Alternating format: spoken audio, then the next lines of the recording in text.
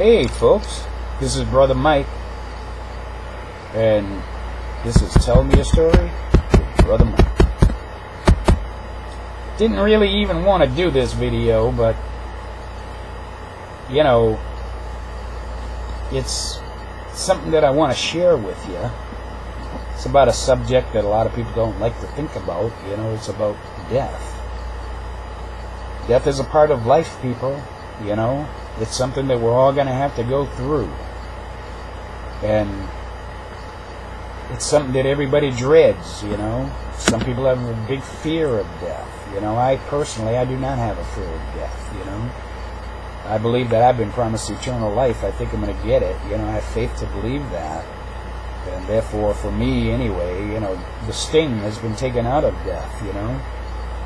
But for some of the people that I've seen in my life that have been very close to me, it has been quite a remarkable thing, because for whatever reason, there's been occasions when people who are very, very dear to me have passed, and I've been right there with them, you know, while they make that first step of that journey.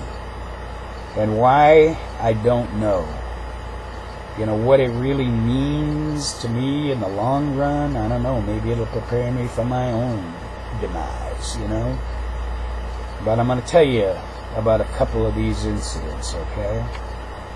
And the one that comes to mind first is my grandmother. You know, my grandmother was a wonderful, wonderful woman, as I'm sure all your grandmothers were to you, you know. And I love that woman dearly, you know. And when she got sick and she was in the hospital, she was in the hospital for quite some time. You know, she used to get pneumonia every year. And I guess every year that she got pneumonia, it got worse and worse until this year, when she got the pneumonia. It wasn't something that she was going to survive, you know. And we spent time with her in the hospital, you know, the family standing at the foot of the bed, encouraging her, you know, just trying to be there for her, you know. And at that time, my mother, she was the religious person of the family. Everybody kind of looked to her when it came to, you know, them and God, you know. And I can remember being in the hospital with my grandmother and just standing there, observing as the elders, you know, gathered around her, and as she processed her way, you know, towards the acceptance of the inevitable. And I remember her looking at my mother with tears in her eyes and a tone in her voice that I had never heard before, a tone of weakness, a tone of fear, a tone of dread. And she said to my mother, and my mother's name was Tina, "Tina, am I gonna go to heaven?"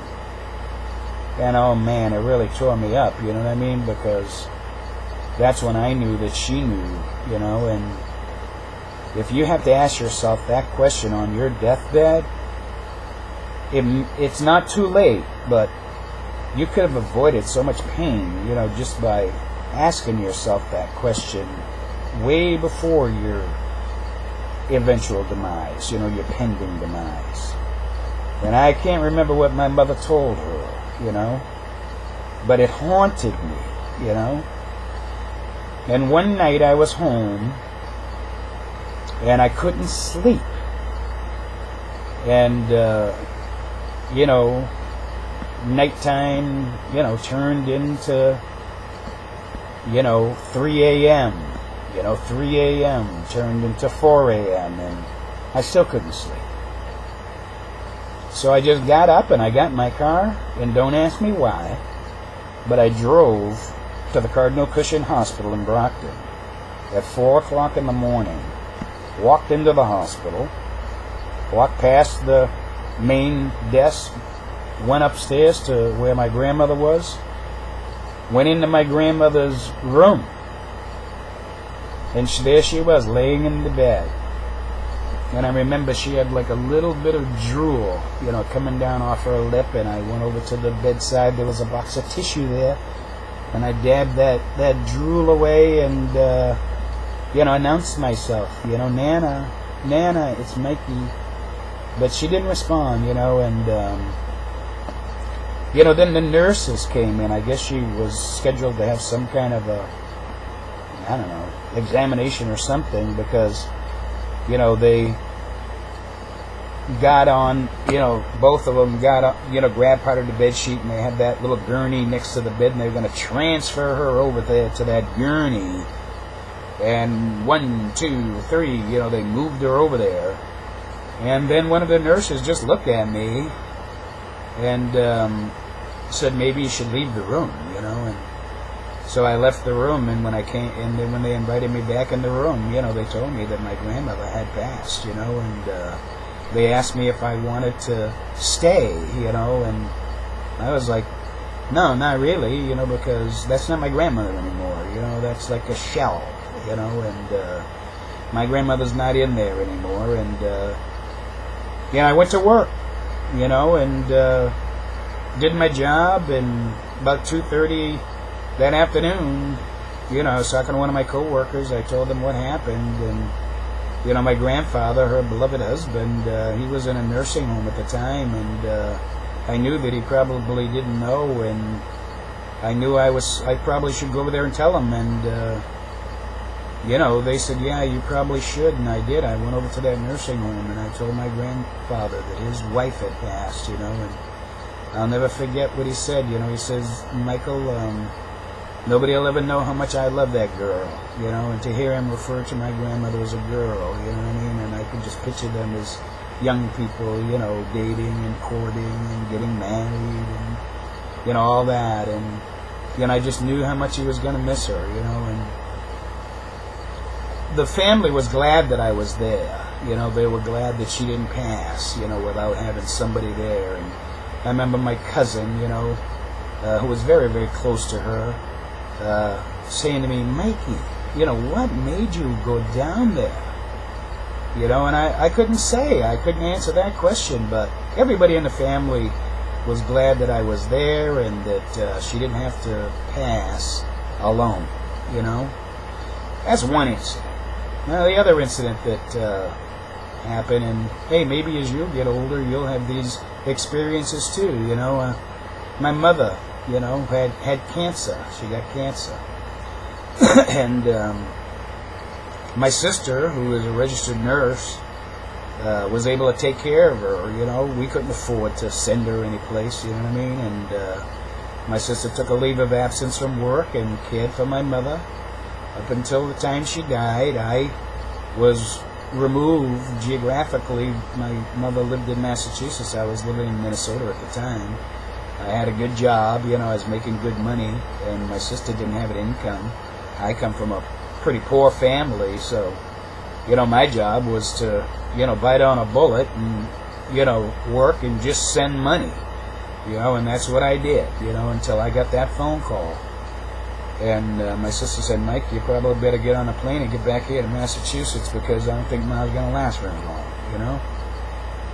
And boy, I'm going to tell you, when I finally got back to Massachusetts and I went up to my mother's apartment and walked in that door and greeted the family, and, they're like, Mike, she's in the other room. And I walked into that room, and I could not believe what my eyes were seeing, she was just a shell, she was just dried up, I never saw a person closer to death and still be alive than my mother at that moment, And my mother couldn't talk to me, but I talked to her, and I told her I would hold the family together because I was the oldest, and I knew that that's what meant the most to her, and went out into the other room, and my sister went in there to look at her and called us all in there, and, we were there when she took her last breath, And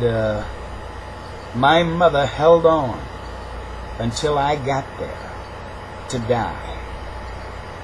And what made me so special,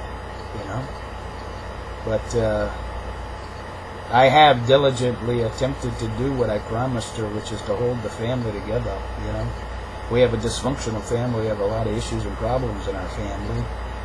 And I've been doing the best I can, to fulfill my promise to her, And those two incidences I'll never forget, but I'm going to tell you, that wasn't the end of it.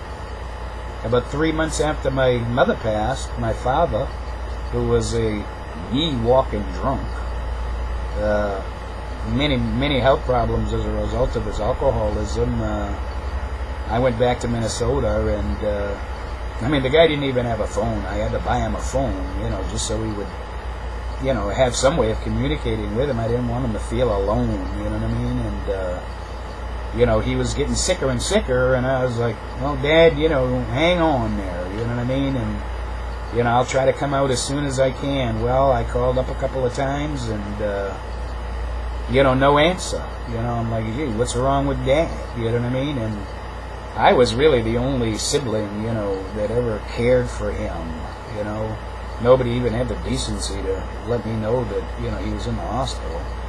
But, I just jumped on a plane, you know what I mean, and went back to Massachusetts, and his landlord was the one that ended up telling me, what had happened. The guy had slipped into a coma. He got real sick and went into the hospital, and, as a result of his alcoholism, suffered the DTs, and I guess the strain that it put on him, put him in a coma, and there he was, lying there, you know what I mean? And, my job was, unfortunately, because I was the only sibling, left, all of my brothers, that he was the father of had died, and my older brother died in Vietnam.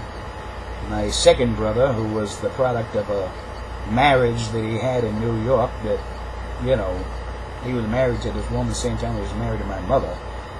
He came home from leave. He joined the Navy and, came home on leave, shot himself, and, the other brother, he died from cocaine, you know what I mean? So here I am, sole survivor of my father's 4 boys, and had to pull the plug on the guy, you know what I mean? They give you a little bit of counseling and stuff like that so you don't feel like you're killing the man, but it was obvious when I walked in the room, that he was, like the living dead, and,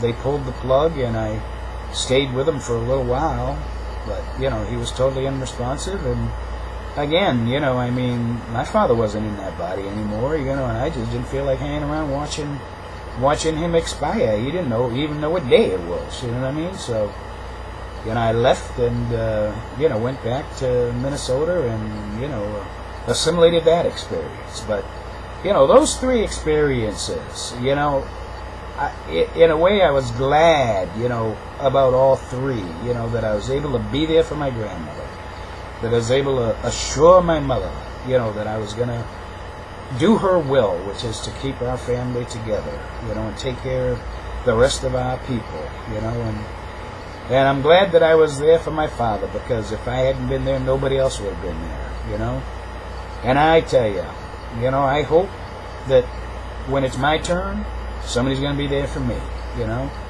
And yeah, this isn't the best pleasant story, but it's something that I wanted to share, and it's something that we're all going to have to experience, and, we have to do with a certain level of dignity and acceptance, and hopefully there's going to be somebody there for us, and that's the name of the story. I don't know, you take whatever you want out of it, as far as I'm concerned, it's just, I think I was chosen, on all 3 occasions to be the one that was there for those people, and I think it speaks of something inside of me, that maybe God recognizes and understands that when people are experiencing these end-of-life scenarios, I'm the kind of person that they need to be around, and that makes me very proud, And I hope that, maybe you can do that for somebody else, because it's not the most pleasant experience, but in a way, it's rewarding in the midst of your loss. And for the recipient of your love, I'm sure there is nothing like it, and will never be anything like it for them, in their lives, but or in their deaths. Who knows what goes on after after we leave this life? You know what I mean? But that's my story, and I'm glad that I was able to kind of confess it to you. You take what you can take out of it, and once again, thanks for joining me. And this is your friend, Brother Mike.